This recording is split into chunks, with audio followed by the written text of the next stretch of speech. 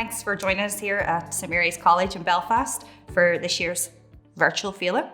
My name is Corr-Johnston and I'm joined today by Emma Shaw, and we've been asked to come along and have a conversation about loyalism, its past and its future. Emma, how are you? I'm good, thanks. How are you?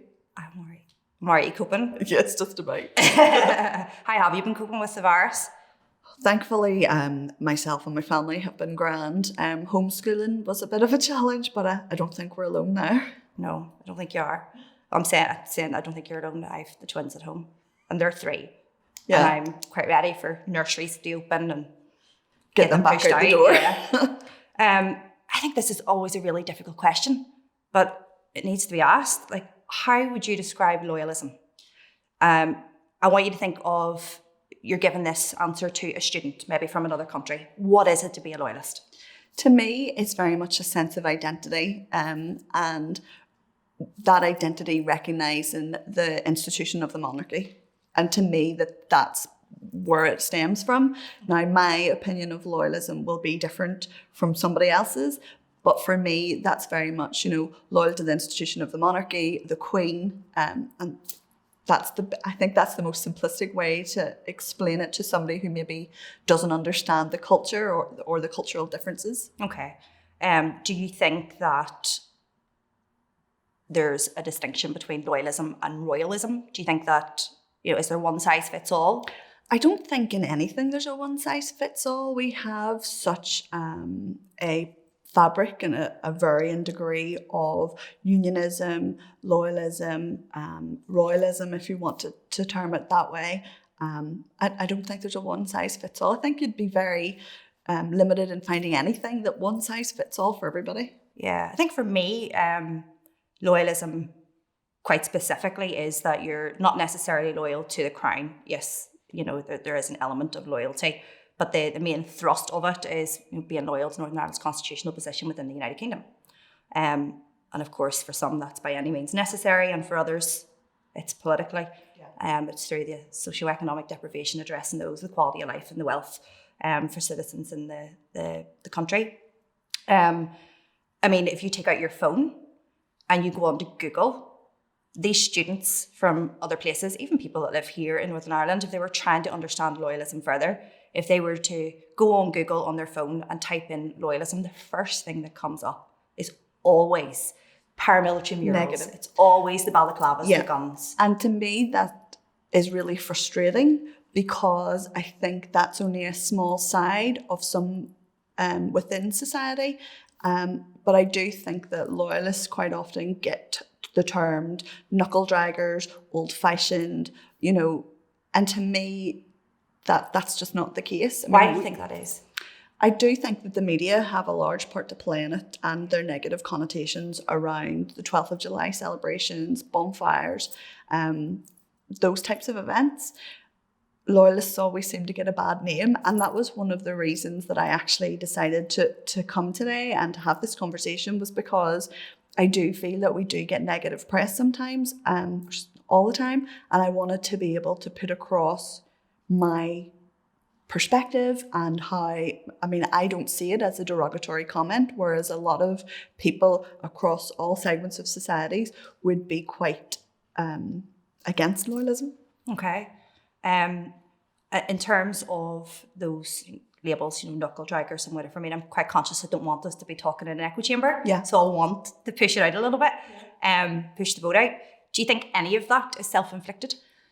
I think that we all have a past, and that some elements of society haven't moved on or haven't been allowed to move on and bring themselves forward. We talk about different people within society, and traditionally men of a certain age that were perhaps engaged in trouble during the Troubles or engaged in violence during the Troubles. They haven't been allowed to move on. And some of these men have done fantastic work, especially during COVID-19, where they have delivered food parcels to local homes, local care homes, or people who are vulnerable within society. But they choose to stay away from the media because they have had such negative connotations in the past. So all of the good work that they do doesn't get seen. They're just remembered for what happened 30 years ago. And I do think that we need to be able to engage all sections of society and all members of the community to show what good work that they do nowadays. Yeah. I think as well, like, I mean, just I was saying there about Google, you know, if you went onto Google and you see those pictures, suddenly, you know, when you mention that you're a loyalist to someone, that they suddenly think that you're a member of an army. Or that you're going to start throwing bricks and bottles. Yeah. Yes, or, you know, that you have a balaclava at home, that's your normal attire, or you've got a red Hanley Ulster tattoo on your back, you know. There's those perceptions. So for you, give me, what is everyday like as a loyalist?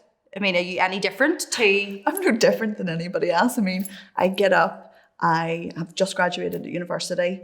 I've got 2 kids. I'm a single mum. So, you know, like other single mums, I worry about my kids, their education, the future of Northern Ireland for my kids.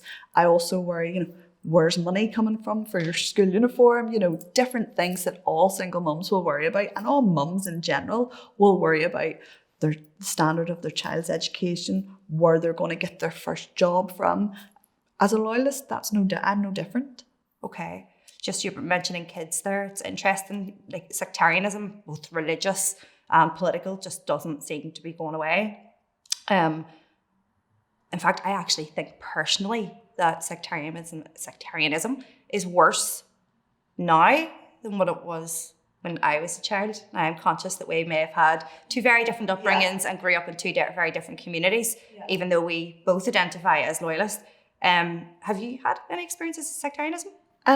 Throughout my life, yes, but I actually think that it's not as bad now as when I was younger. Oh, really? Yeah. Okay. Now, so I was thinking about this, and whilst we still do definitely have sectarian incidents, I definitely witnessed more whenever I was born in the 80s and the start of the 80s, and I grew up in East Belfast. So I lived very near an interface area, and there was a lot of violence. There was a lot of older ones coming up the street, fist fights, whatever else.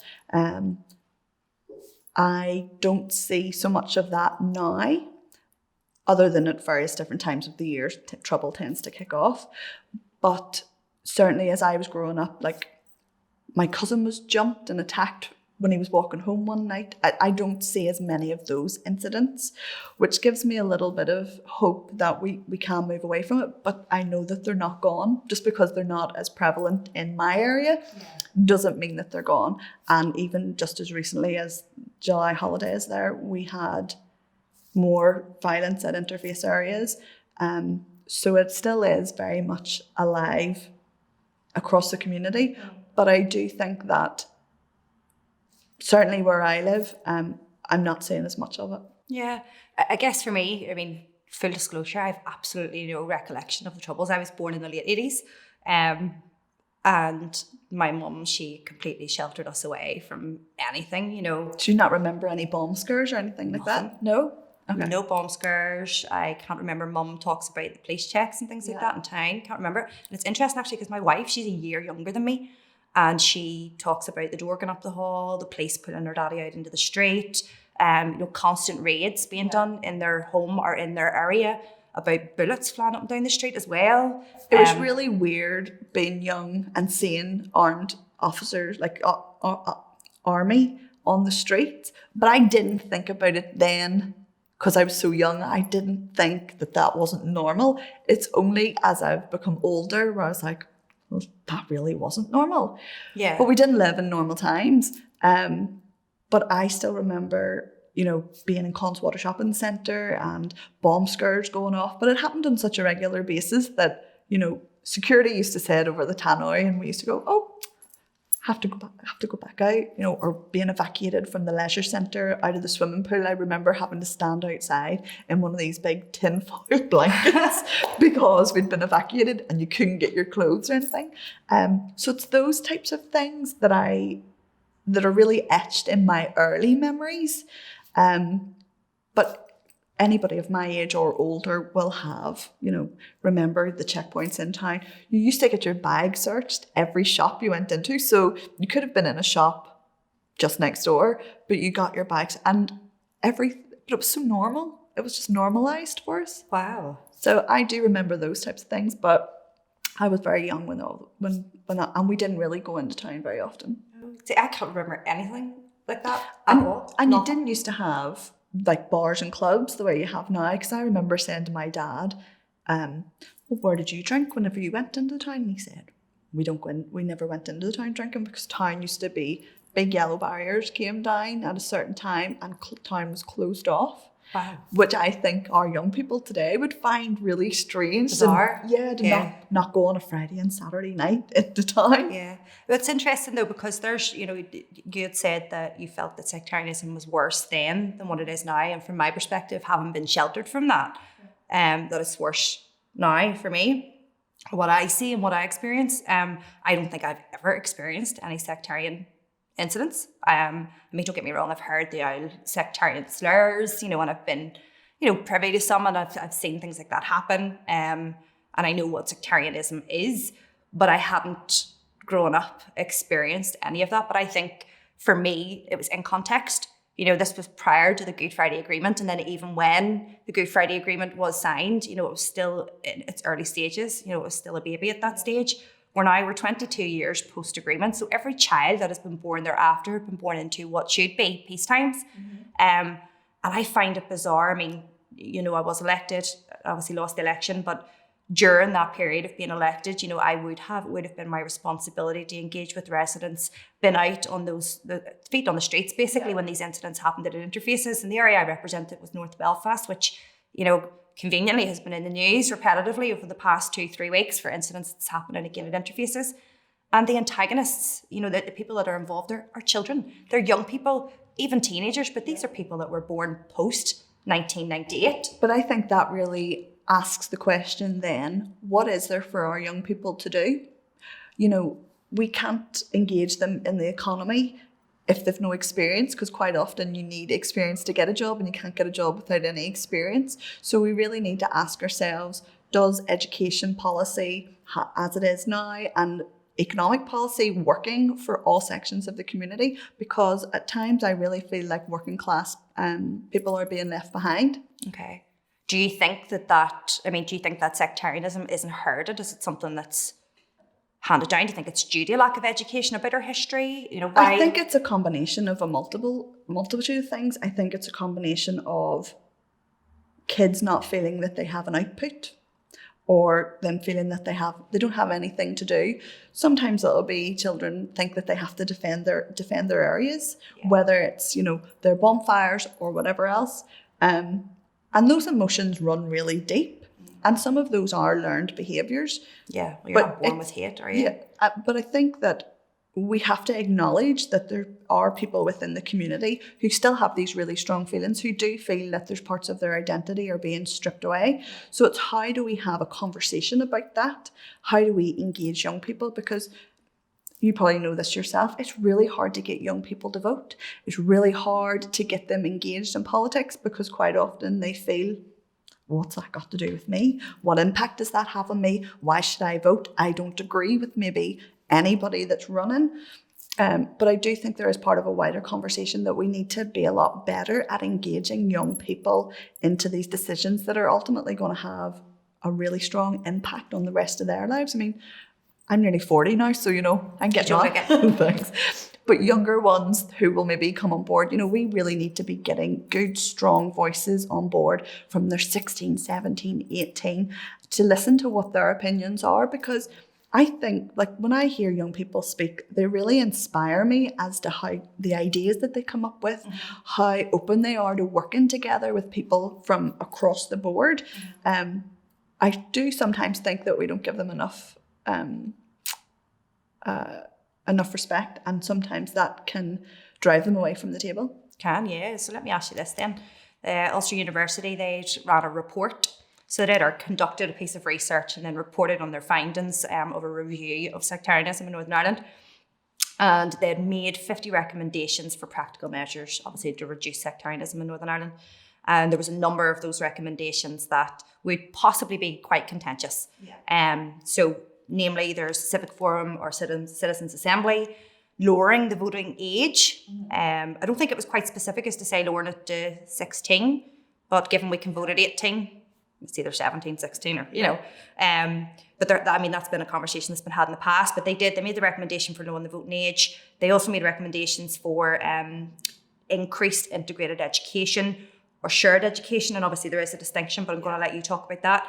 And the last one was a shared sports anthem. How useful do you actually think those are as practical measures? And when we say practical measures, are they even possible? Given how divided we are in this place, you know, we can't decide whether it's tea or coffee we want. I know. It's like when we look at segregation or we look at shared education is a concept that has a lot of validity, and it would be really good to see a shared education policy. What does that mean? Well, that's it exactly. We have such a segregated education system here. We're segregated along religious and political divides as well as academic ability. So we have this stream of schools, whether it's grammar, non-grammar, Protestant, Catholic, you know, and both schools systems are managed by different authorities. So we have the state schools that are managed by the Education Authority, and then we have the Catholic controlled and maintained schools that are managed by CCMS. Yeah. So we already have two different systems. And I think that for us to have a shared education system, there's a lot of work that needs to go in to having a shared curriculum. And I think that's the really contentious part, especially when we look at how does that differ history. To integrated education? Well, integrated education, to me, I don't think, whilst we have integrated schools, integrated schooling, which is obviously a mixture of Catholics, Protestants and others, I don't think that we actually have integrated education because we don't have a shared education. So if we look at historical context, it'll be one side story versus the other side story, and depending on what school you go to will depend on the version you learn. And that breeds further segregation as you go on. So I think that is quite a long way away. But I think there's a lot of strength in having one education system. Kids should go to their closest school, and the closest school should be able to educate every child that goes through, whether they're a really bright academic student or whether they're more of a vocational student. I think financially, the current system that we have isn't viable. It hasn't been viable for a while, and it certainly doesn't give the best output for our shared community. That's obviously something that can be worked on. I think the likes of a shared anthem for sports is a lot more contentious. More so than education? Yes. Okay. I mean, everybody can get behind education. Everybody wants to see their child well educated. Everybody wants to see access to education for everybody. When we look Stop 1 second. I know you're going to go on to the shared sports anthem, but I want to keep pressing on that education piece. Yeah. Because obviously there's very strong religious and political views in Northern Ireland. It's very, very complex historical tapestry that we have here.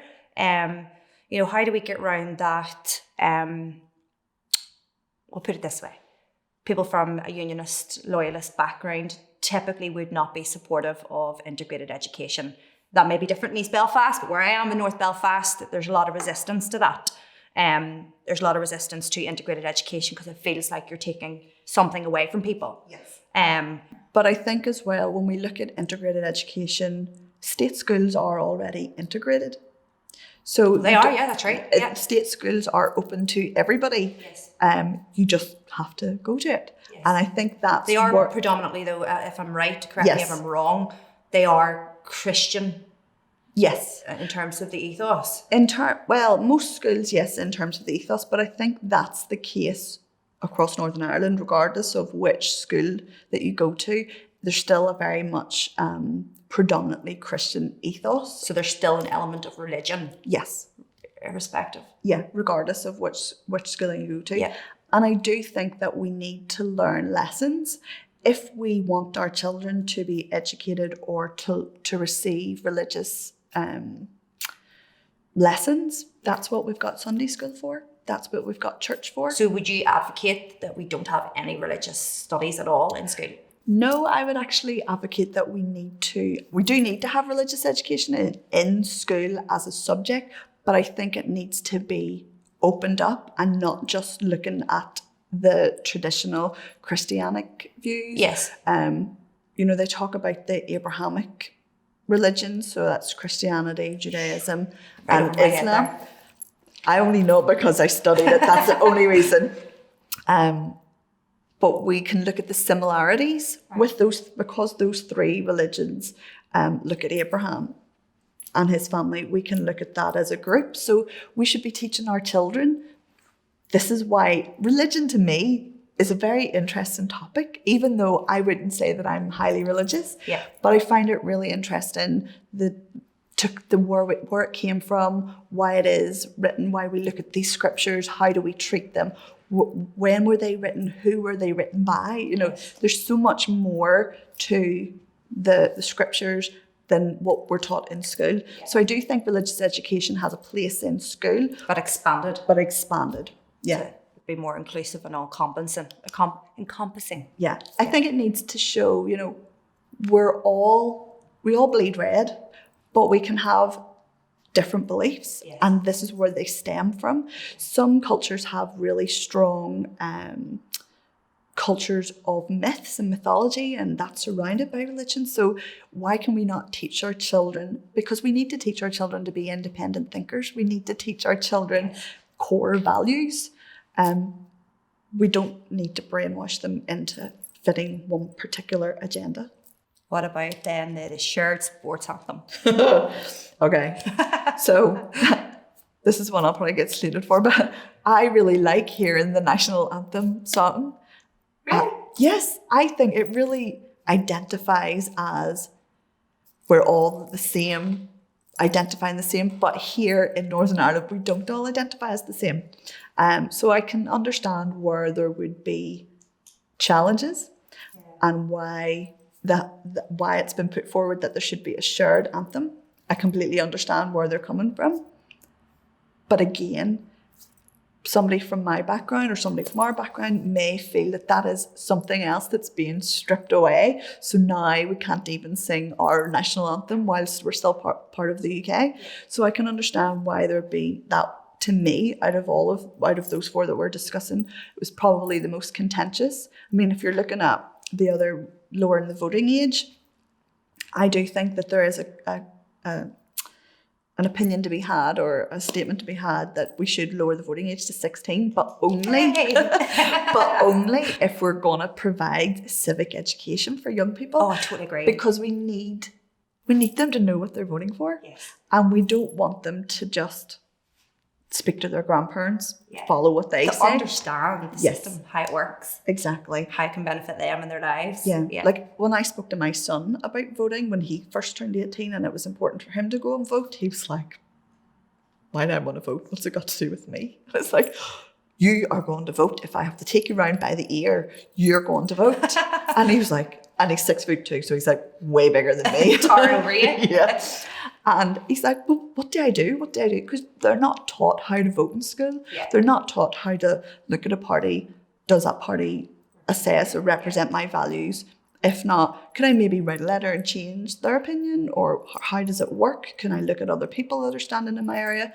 But I think for really core important questions, we really do need to have young people on board, and we need to be better at educating them, because I think if we have some type of civic education in school, then we will have a more engaged audience. We'll get them to vote, and then voting will be more representative of the community.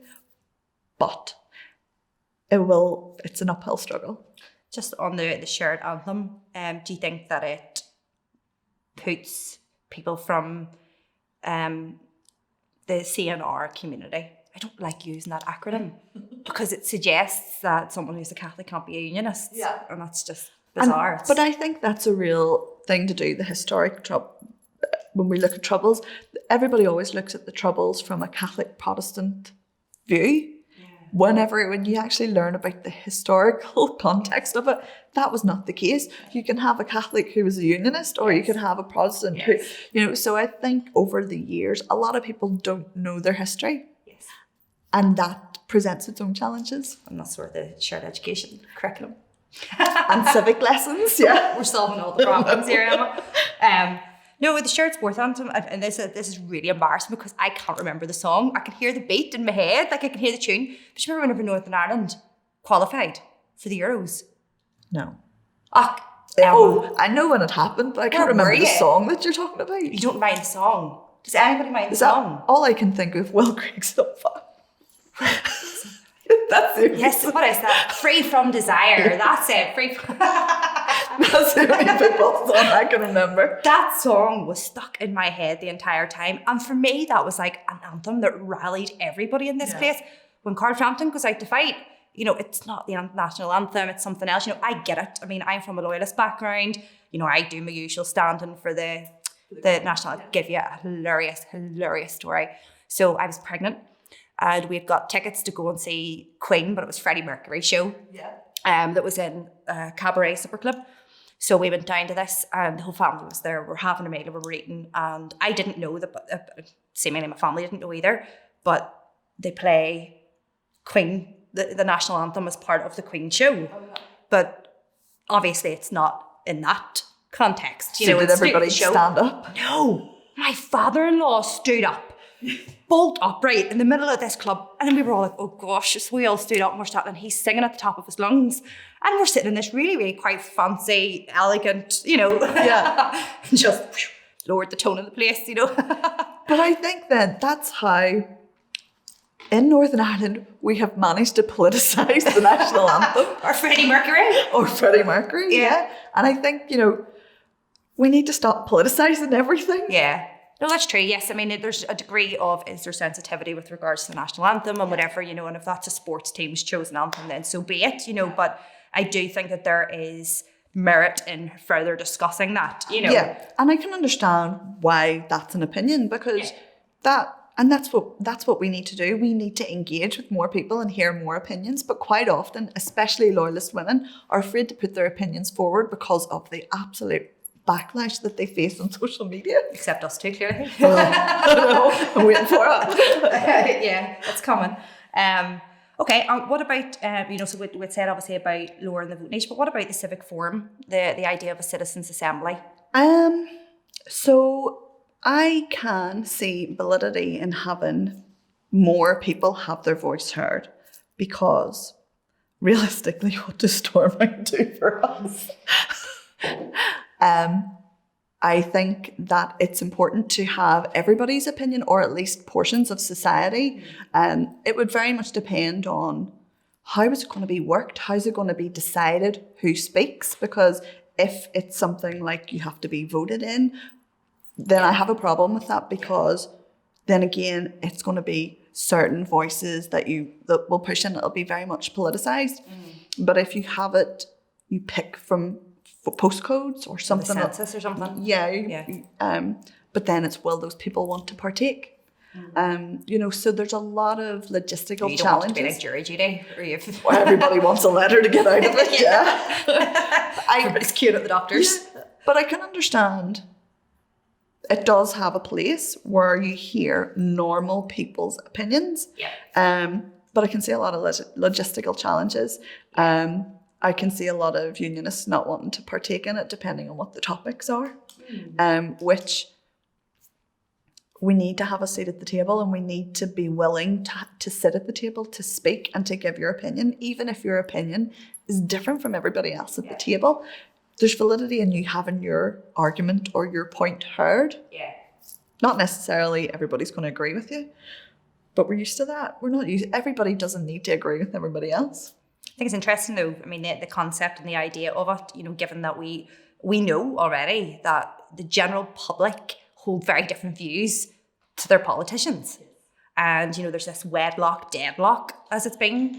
For those last 3 years, where public opinion was very, very different to what the political opinion was. So I think that civic forum or a civic assembly would give room for that, and allow, the citizens, albeit it's not a democracy in that regard, a citizens assembly would it wouldn't necessarily be a quasi-judicial body, But would we be able to hold politicians to account at the citizens assembly, you know, that sort of thing, where because a lot of certainly people that I engage with and speak to, the major parties don't represent their views, regardless of which side of the divide you're on.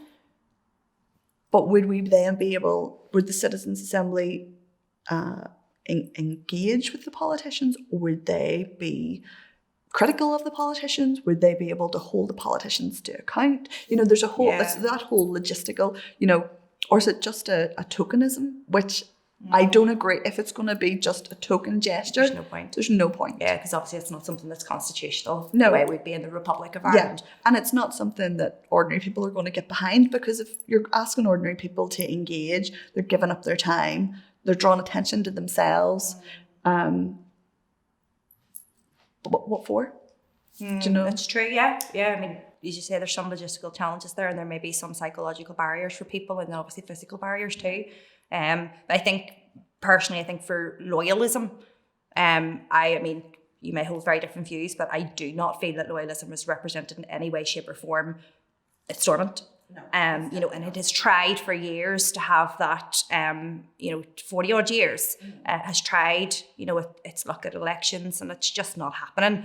I think a citizens' assembly or civic forum of that degree would enable those minorities within communities to have their voice amplified, the microphone put on them, and allow them to speak. But as you say, is there, you know, mechanisms of accountability in that? What weight does it have on the Assembly? What will it look like? Yeah. Because again, look at many consultations that have happened across Northern Ireland, and they're still sitting on shelves gathering dust, you know. And look at how many, so we have so many different political parties, but that's, especially within unionism, we have a lot of parties, but the vast majority of working class unionists or working class loyalists don't identify with the main parties because they no longer speak for them. And a lot of loyalists in the December vote lent their votes to the DUP because they believed that, rightly or wrongly, they were the biggest party and they would go back with a stronger voice at Westminster. And the DUP just do what the DUP do. And they forget it's the people. That's what I would really love to see, working class people represented in Westminster or you know, even at our assembly, because quite often to me it's not. I had other questions here that I wanted to ask you, but it feels quite natural to lead into this. Okay. Just based on the last few lines there. You know, you'd said about loyalism, unionism more broadly lent its vote to the DUP in the last election. And that's always been the way. You know, I've long argued that politics in Northern Ireland, every election is a constitutional show of strength. It's not for socio-economic change. Yeah. You know, and it's always this constitutional, you know, United Ireland, strengthening the union. It's always green and orange. Yes, everything's always green and orange. Always tribal voting. You know, and so this lending people votes seems to be an age-old tradition, you know, constantly doffing the cap, you know. Yeah. So I'm just curious though, political unionism now has lost its majority, and 3 consecutive elections, 4 in total, but 3 consecutive, where it lost its majority. Why do you think that is? And do you think that should worry loyalists?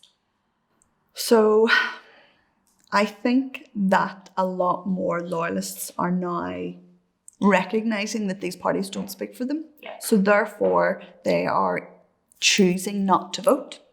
That for me is a concern, because if you don't vote, then you're not represented, regardless of whether or not there's a party there that you can identify with. I believe that you should always try and vote. Not always try, but always vote. It's something, especially for being a woman, it's something I feel really strongly about. I mean, we fought for the right to vote. Working class people were never able to vote unless you owned property. I think it's really, really important that we vote. But political unionism does have a problem. They can't just bury their head in the sand and think that it's going to go away. Some of the parties, as you know, are calling for a convention or something along the lines of a convention. They're calling for change. But when you've got so many different parties and so many different egos trying to get them all on board, whenever, you know, some people won't speak to ex or former combatants, some people won't speak to, it's really hard to get everybody around the table. But unless they agree to get around the table and discuss how they're going to move forward, political unionism will be dead. Yeah. I mean, I wouldn't say it goes so far as saying that it's circling the drain. Yeah, maybe that's a bit extreme. But it kind of feels like that. Yeah. But it's certainly taken a real knock in the last 3 elections.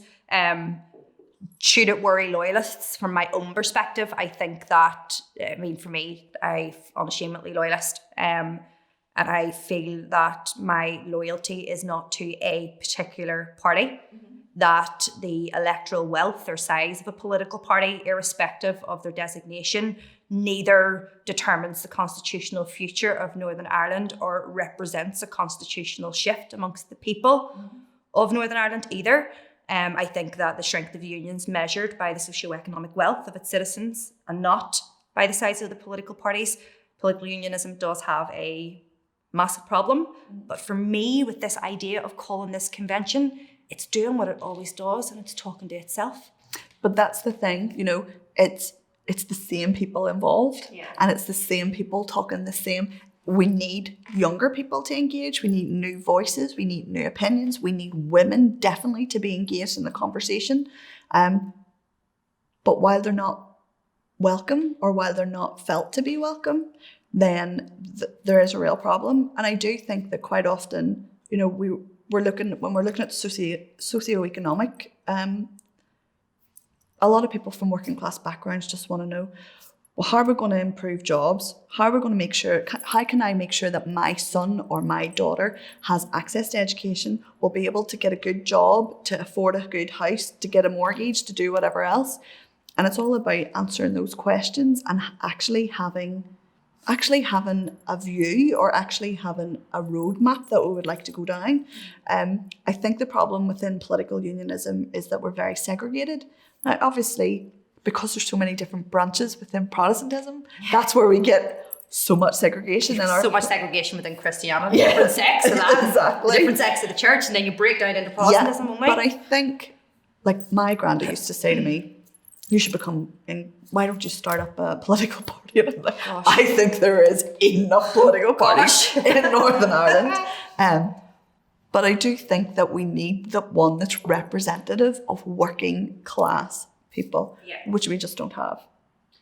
Arguably, you know, it's going to come up. Arguably, I felt that I joined a movement that was, you know, of that, you know, and, you know, I have a lot of time and respect for my former colleagues and whatever else, you know, obviously there's issues there, but they tried that. You know, you had the Vanguard Unionists, and then you had the, even the Northern Ireland Labour Party at that time, before the Vanguard, before the Progressive Unionist Party, and it's just continuously never had any kind of electoral success. And we could rehash all of the arguments about why that might be, but we've been rehashing those arguments for 40 years. But it's the same. Yeah, but as you said, you're rehashing those arguments in an echo chamber. Yes. You're not discussing it with people on the ground or people outside. So what motivates people to join a political movement? What are their aspirations? What do they want to see from this? Do you think it's fair to say that unionism, political unionism, knows what it's against but not what it's for? Is that too harsh? No. Conscious is that echo chamber. You put it back in my head again. I'm thinking, but do they know even what they're fully against? I don't think so, because they do have so many different opinions. When we look at women's rights, when we look at education, when we look at labour market, there is varying opinions even across the divide. But again, there's things that we would have in common with members of the community from Nationalist, Republican, you know, especially when it comes to socioeconomics. So there is a question to be said, well, can we have them conversations? Yeah. Can we have the conversations on things that we can work together on? I'm not saying completely shelve the things that we can't agree on, but we're so focused on everything that we're not agreeing on that we can't get round to the things that we do agree on. Yeah. And I think we need to flip that. Because it was quite recently there, Jerry Adams had tweeted about sectarian divisions. And he had said that the only way, if leaders want to end divisions, this isn't a quote unquote, because it may be slightly off. But the sentiment was that if leaders want to end divisions in Northern Ireland, the partition needs to end. So that instantly for me just shuts the book. We can't fix what's here. This is what you need to do. You need to move on to uniting Ireland. And the question for you is that, the conversation around a united Ireland, a new Ireland, or shared Ireland or shared island, whatever way you want to look at it, those conversations have always been there in the background. Yeah. Always been in the background. But after the Brexit referendum, it's like someone turned the volume up and they've suddenly become more mainstream. And these conversations are happening. They're happening on a stage, they're happening on the radio, they're happening on our TVs, they're happening in community centres, happening on social media, and it has got so much lighter. Two questions with that is, one, does it worry you? And two, is it something that we should be engaging in? I know that this was the subject of heated debate because there were some unionists that engaged in it and others didn't. And it was the subject, quite contentious again, inter-community and internally within the community too. So what's your views on that? Can you repeat the first bit? I can't remember. I've scribbled up a page. So hold on. Should we engage in the conversations about... Yes, and does it worry you that the volume's been increased in those conversations? It doesn't worry me per se. It makes me feel a little bit uneasy. Why? The reason being, I don't want to return to violence. Yes. And that sort of aspect of it that concerns me. You think there's potential for that to happen? I think there is potential for that to happen. And that sort of thing concerns me.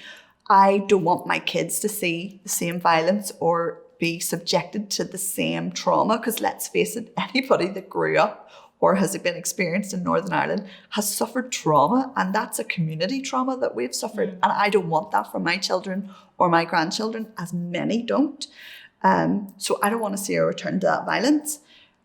And I do think that we still have elements within our society who would be prepared to take up arms to defend Northern Ireland's constitutional position within the United Kingdom. But does these conversations taking place, does that threaten the union? No, I don't think that speaking about it doesn't threaten, but it can make you feel uneasy and it can make you feel concerned.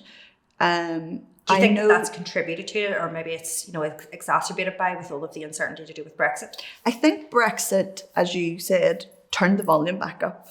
The question's never gone away. Yeah. It's never, we always hear that agenda or narrative being put forward. I do think Brexit was the fan to the flame, but I do think as well, because Brexit's so divided, Northern Ireland, both into unionists and nationalist backgrounds, was dependent on how we voted. Yeah. So I think that has a large part to play. But at the same time, like as I've said, I do think it's really important for unionists to have a strong voice at any conversation that's happening. And I've seen people say, no member of the PEL community should engage in any of these conversations, or if they do, they should be shunned. And I don't agree with that, because that's like saying, don't speak, don't engage. It's going to happen. The conversation is going to happen regardless of whether or not you take part. Yeah. Exactly. Conversation is just going to happen without you or without your input. I know that there has been work done by one of the senators in the Republic about Senator Mark Daly. Yeah, a shared vision for Northern Ireland, and I spoke with him at Queen's University, had an event, and he did a paper, Unionist Concerns over United Ireland, and I was pleasantly surprised at how serious Unionist concerns were being taken. Yep. Because quite often, especially in Northern Ireland, it's as if our concerns aren't listened to. Yep. But I think that's because Sinn Féin are leading the narrative in Northern Ireland. And I think that's the difference. Obviously, being a loyalist, I don't want to see a shared Ireland, a united Ireland, or however you want to term it. I still want Northern Ireland to remain as part of the United Kingdom. Which is interesting. Let me show you this curveball. Yeah, okay. So this is me and my radical brain of where I've given some real serious thought to it. I don't want to break away from GB at all. I do find merit in there being better cooperation, north and south. Yeah. We share an island, and we've seen with this COVID-19 how when we work together, we can achieve great things. Now, there hasn't been the level of cooperation that I think that was There could deserving, be, yeah. that, that there should have been. But there has been better cooperation, particularly at a time of crisis. And even with Arlene and Michelle, and even their relationship, they were able to cast aside their problems until recently. They were able to cast aside their problems when it really mattered, and deliver leadership in Northern Ireland, and their willingness to cooperate, particularly Arlene's willingness to cooperate with the Republic of Ireland. It made absolutely perfect sense. That we should be, as an island, a bubble. And we're neighbours. Yes. At the end of the day, we share an island. We share an island. Yes. We are neighbours. Yes. And I think there's a lot of validity in having that argument where we do have a working relationship and we have strong cooperation. But as you've said, Northern Ireland should remain part of the United Kingdom. I want Northern Ireland to remain part of the United Kingdom because I believe that there is more benefits and that my children would have a better future constitutionally with Northern Ireland remaining part of the United Kingdom. But I would like to, and again, this is completely contentious, and I am confident that once I say these words, there'll be people at home with broken laptop screens. On Twitter. Roll on the abuse. But I would like to see a conversation about alternatives, where it's this or this. It's like the green and the orange, but there's no in between. So why don't we, if we're really serious about looking at the future of Northern Ireland, ideally, I would like us to focus on making Northern Ireland work. And that's you've hit the nail on the head there, because to me, a lot of Republicans and nationalists don't want to see Northern Ireland work.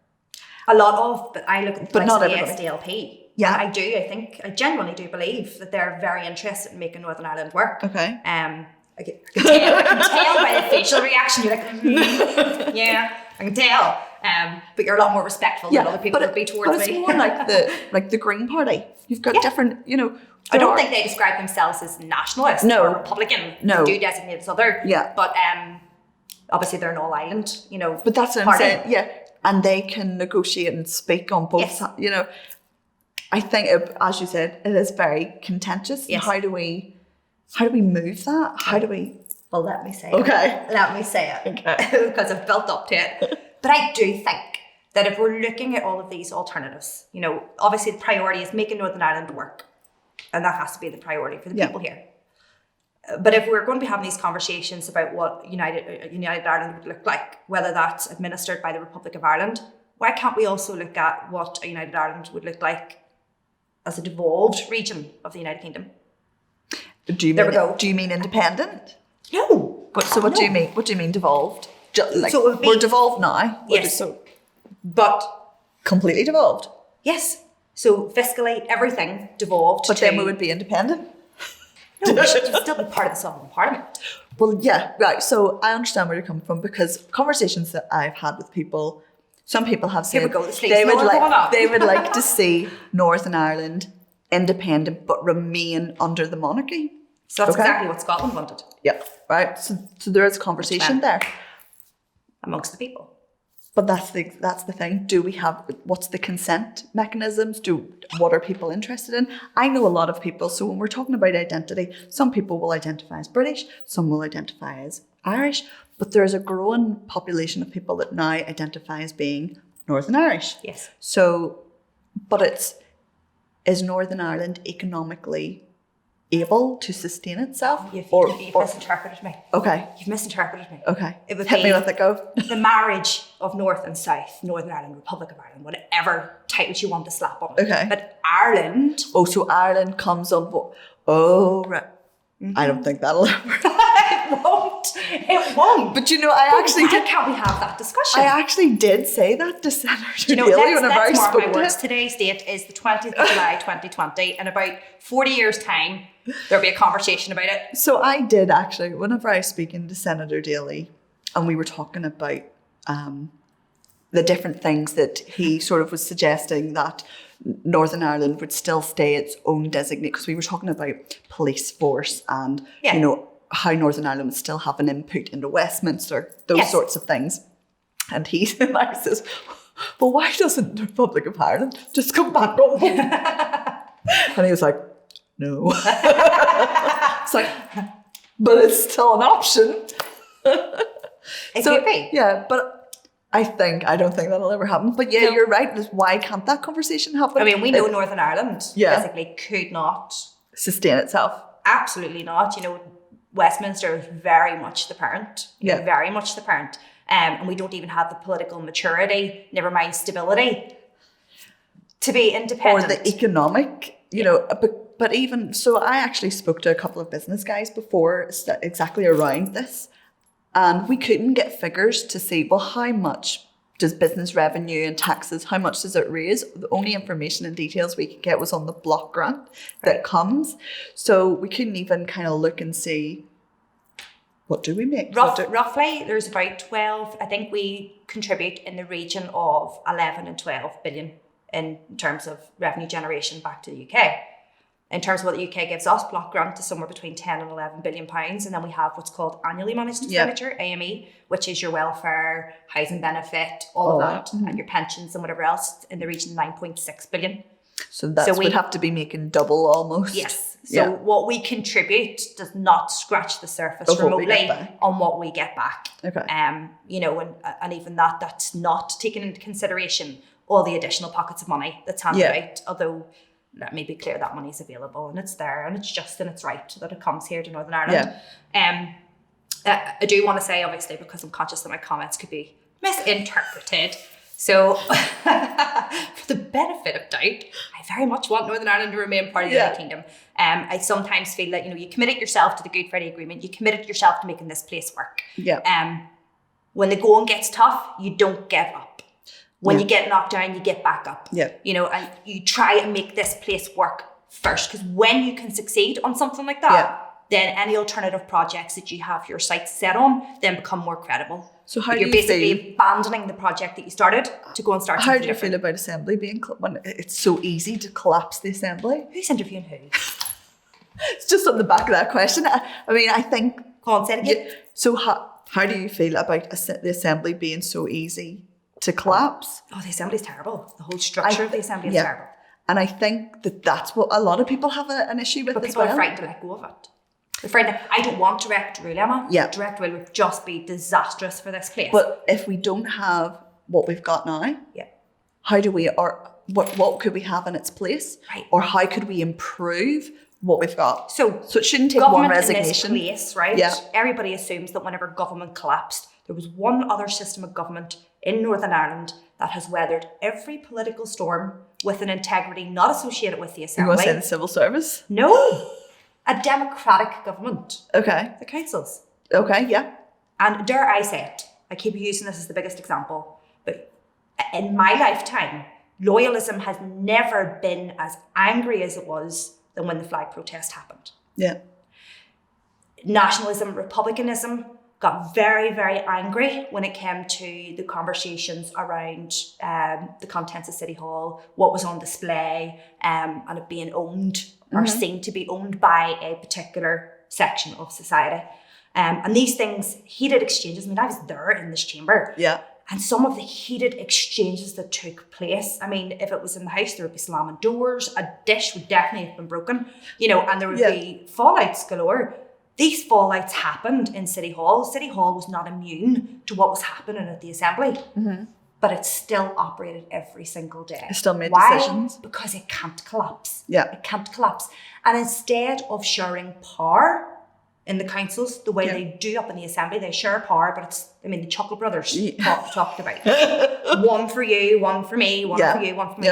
In terms of divvying up all the portfolios, there's no sharing about it. It's sharing out rather than sharing together. So like one has education, one has it. Yeah, so they call it sharing power, but it's not. It's the splitting of power. So you can have health, I'll have education, you can have this and you can have that. Yeah. And each of those parties are then effectively carrying out their mandate specific to that in that context. And then when the next one comes around, the next one changes it. Yeah. But they're never ever delivered. It's like the education policy. Yeah, exactly. And the whole academic selection and whatever else. So we've seen that, and it just becomes utter chaos.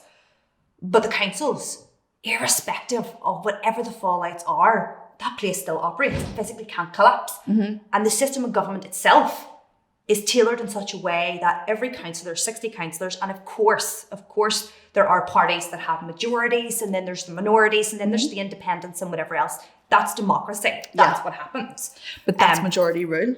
It's not majority rule. But it's not majority rule because you've got qualified majority voting. Yeah, but do you not think so? So I very much think majority rule has a part to play. Okay. But do you not think that our power sharing agreement or power sharing assembly was put in place the way that it was to make sure that one side of the community, be they the majority at whatever time, doesn't have an advantage over the rest? Absolutely, yep. And I think that the Good Friday Agreement and the institutions that came out of it were made at a time where an honourable outcome was needed. Yeah. When peace was desperately needed, when there needed to be a renewed sense of hope for people that were living here in Northern Ireland, that people could feel safe coming out of their homes, not needing their bags checked in and out of and going shopping, and go for a pint in town, you know, all of those things.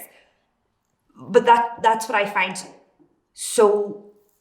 I don't want to become a poet here, but that's what I find so intriguing, I suppose, or reassuring possibly, is to do with the councils. There's still all of those sectarian divisions. There's still all of those heated arguments and whatever. But even if, for example, the DUP or the Sinn Féin, whoever it was, got up and walked out of that chamber, the vote still happened. The business still happening the next day. None of the services closed down. All of those functions are still operational and there's still democratic decisions being made. It is that party that has walked out from making those democratic decisions. Mm-hmm. That's their responsibility. They're held accountable for it through their electorate. However, it's all to do with your quorums, you know, the people that turn up. And so that business could still operate with, I think it's 13, 14 potentially, councillors out of the 60, so long as they turned up to make that decision. You know, and it was the same with the committees and even the committee structure. And if you look at the Lord Mayor and the Mayor, or however you want to, Lord Mayor, Deputy Mayor, however you want to describe those titles, they're largely honorary and ceremonial roles. Yeah. So there's no power that comes with that. There's no ministerial decisions. There's no councillor that has more weight than any other councillor in there. And for me, that's democratic. Yeah. Because each of those, when you raise your hand, when you say yes or you say no to a vote, that's recorded. You have effectively represented your constituency. And you're held accountable as well, because your vote, you've got the codes of conduct. Yeah, because your vote is registered. Yes. So your constituency. We have a campaign here. For what party? You don't need a party. We're just run as independents. No, definitely not. No, done, dusted. I've had my experience, got my t-shirt. No thanks. But if you think about it though, Emma, even that system of government, the way that it exists, it has weathered all of those storms. Even the level of democracy, you know, people can go in. You see, if I want to, people go, oh, you need to change the assembly to a voluntary coalition, or you need it to be this. Voluntary coalition isn't going to work, because then you are going to have majority rule, and you are going to have people shunning others from government and whatever else. And it's going to be who can actually afford to take up the rules. Exactly. Yes. People, it's not going to work. Voluntary coalition isn't going to work. Yes, okay, that's what happens. You know, X amount of miles down the road and X amount of miles across the water. Yeah. That's normalised. They're two different systems. Yes. Yeah. And what we have here very much is a special case. But Northern Ireland's always going to be a special case based on our complex history. And I think once we accept that, we can start to, you know, peel back and jump over those barriers, or you know, become more confident in our direction of moving forward. And I think that the council, I mean, it's been there right under our nose. I'm not suggesting the assembly becomes some sort of glorified council. Mute and null, or null and mute. Yes, I'm not suggesting that happens, or that it becomes an administrator, you know, of Westminster or whatever, but I think that there would be more freedom of thought, there would be more democratic decisions that would be able to take place in an institution that mirrored the system that is employed by councils, which is called committee structure. Yeah. And I think there's merit in that. I've had these conversations with nationalists in the past, and I've had these conversations with unionists in the past. And what's their take on it? No. Okay. No. They don't want Why?